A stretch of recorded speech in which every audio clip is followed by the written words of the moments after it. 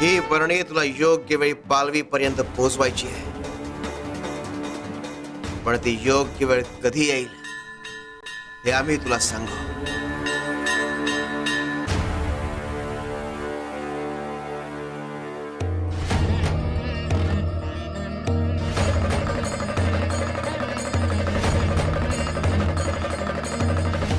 शिव शंकर शंभो.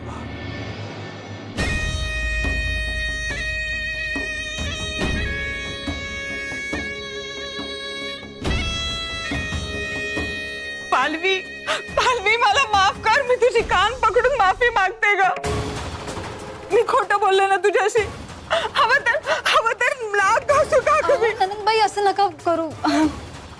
दुपारी खरंच माझ्याकडून खूप मोठी चूक झाली ग. पण बहीण भावाच्या नात्यात ताण नको ना, म्हणून मी हे सारं बोलले ग. मला माफ कर. पालवी, खरं तर ना या सगळ्यात त्या सुलभाची चुकी आहे. मी तिला आत्ता जाब विचारून आलीये. तर मला म्हणते कशी मी खोडी काढली मजा घेण्यासाठी तुमची. जाऊ दे, तिच्या वतीने मी तुझी माफी मागते ग. ठीक आहे, मी केलं तुम्हाला माफ. तू खरंच मला माफ केलंस ना पालवी? बर, मी आत्ता ना गणपती मंदिरात गेले होते. तिथून ना प्रसाद आणलाय सगळ्यांसाठी. तू पण खा ना.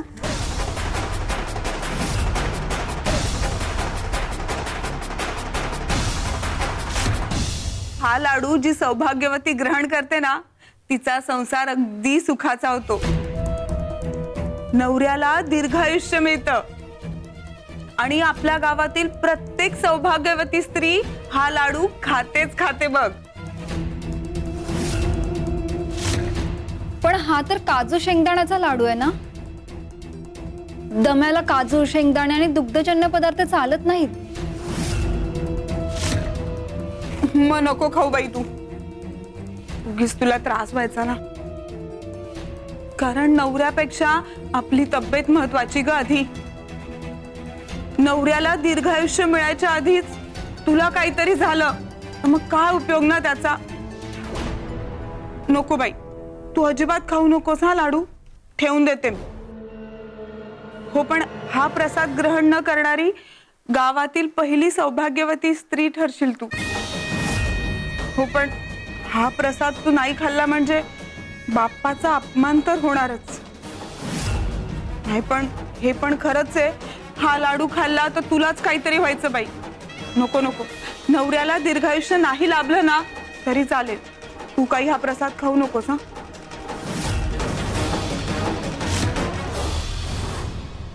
यांना जर दीर्घायुष्य मिळणार असेल आणि जर आमचा संसार सुखाचा होणार असेल तर मी हा लाडू खायला तयार आहे. आणि मला त्रास झाला तरी मी सहन करेन. पण बाप्पाच्या प्रसादाचा अपमान मी होऊ देणार नाही. मी हा प्रसाद ग्रहण करणारच.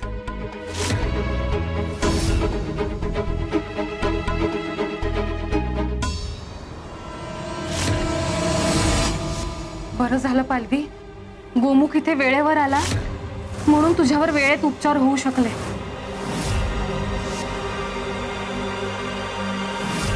ओम नमस्ते गणपतये. त्वमेव प्रत्यक्षं तत्त्वमसि. त्वमेव केवलं कर्तासि. त्वमेव केवलं धर्तासि. त्वमेव केवलं हर्तासि.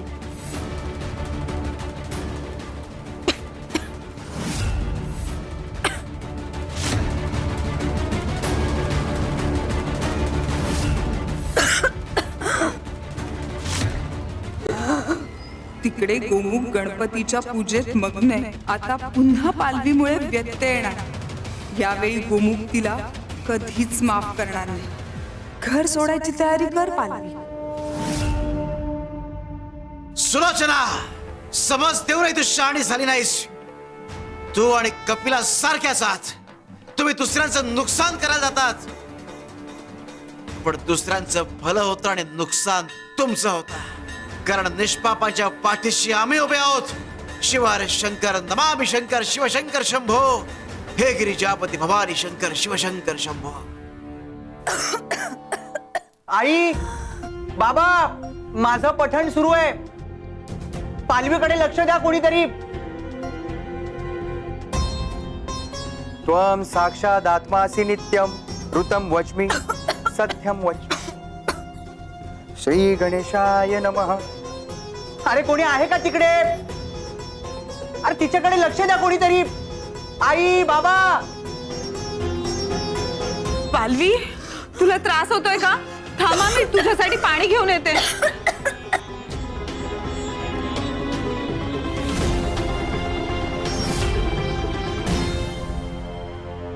पालवी, आणखी एक परीक्षा. माघार घेणारेस की सामोरी जाणारेस यावर बरंच काही अवलंबून आहे. बाप्पा, तुझ्या भक्तीत व्यत्यय येतोय, क्षमा कर मला. सुलोचना ताई, अगं पालवीकडे लक्ष द्या कोणीतरी. काय चाललंय? ऋतम वच्मी.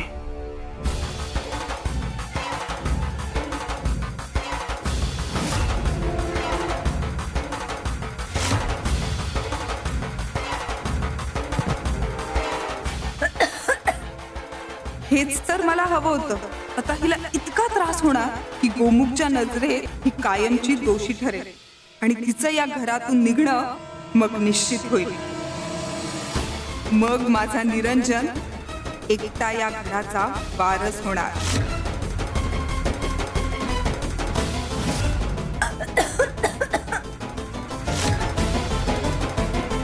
आई बाबा काही घरी नाहीयेत आणि मी इथे असून तुझ्यासाठी धावून येणार नाही.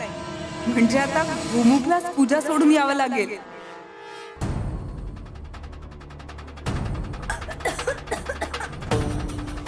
देवा, देवा मला क्षमा कर.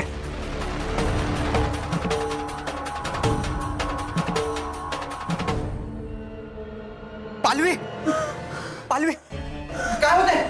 पालवी उठ उठ. काय होतंय? काय होतंय पालवी? पालवी काय होतंय? हे घे, पाणी घे, पाणी घे, पाणी. सावकाश.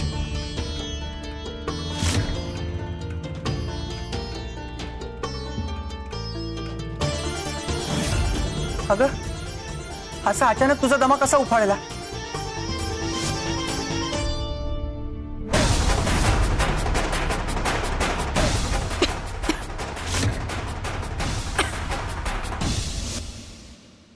शांत हो, थांब. मी तुला औषध उगाळतो आणि चाटण देतो.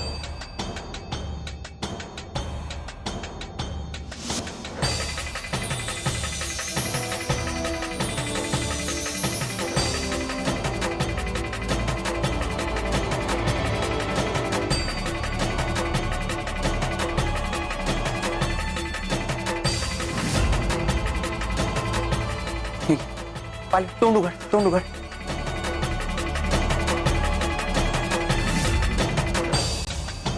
आता एकदम बरं वाटेल का तुला?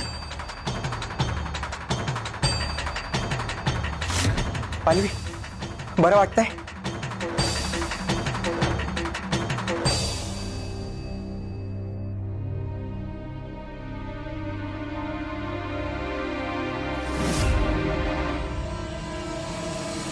पालवी, काय होतंय? काय होतंय पालवी? डोकं दुखतंय का? मी तुझं डोकं चेपून देतो.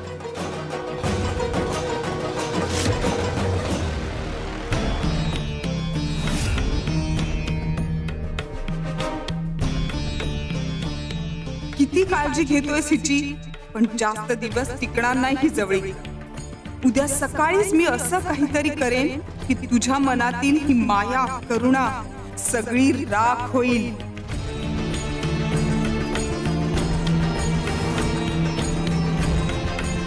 पालवी, बरं वाटतंय का आता? हा?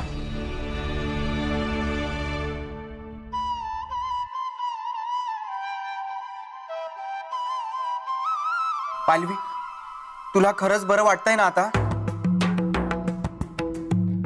हो, आता मला बरं वाटतंय. बरं झालं. अगं, तुझी अशी अवस्था बघून जीव घाबरला होता माझा.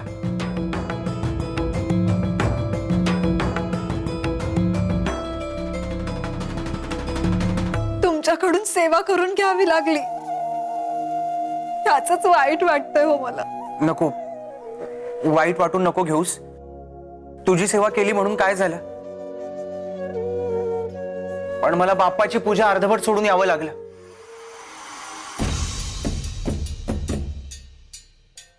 गोमुखा, अरे काय रे, पूजा अर्धवट सोडून आलास तू? बाप रे, केवढा मोठा अनर्थ हा गोमुख. तुझ्यामुळे सारखा गोमुखाच्या भक्तीत अडथळा येतोय ग.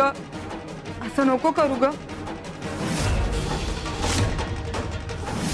हो ताई, बरोबर आहे तुझं. मी आत्ताच बाप्पा समोर जातो आणि त्याची माफी मागतो. तू जा, पूजा करून घेऊ.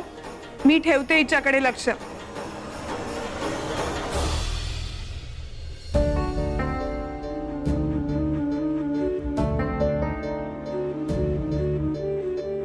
हे काय, पूजा पूर्ण झाली? हे कसं शक्य आहे? कोणी केलं असेल हे? घरात तर कोणीच नाहीये. सुलोचना ताई, पालवी, लवकर इकडे या.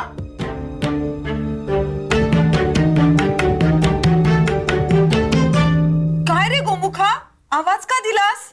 अगं ताई, मी पालवीच्या सेवेसाठी धावून गेलो होतो आणि इकडे पूजा पूर्ण झाली.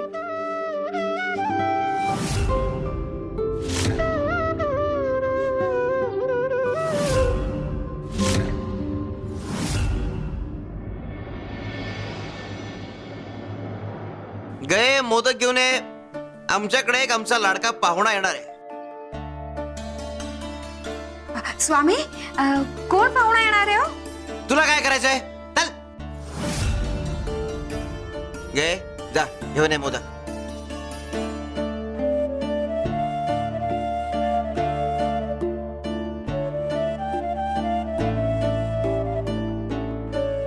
स्वामी आजोबा. स्वामी, अहो तुम्ही तर म्हणालात पाहुणा येणार आहे. हा तर निरंजन.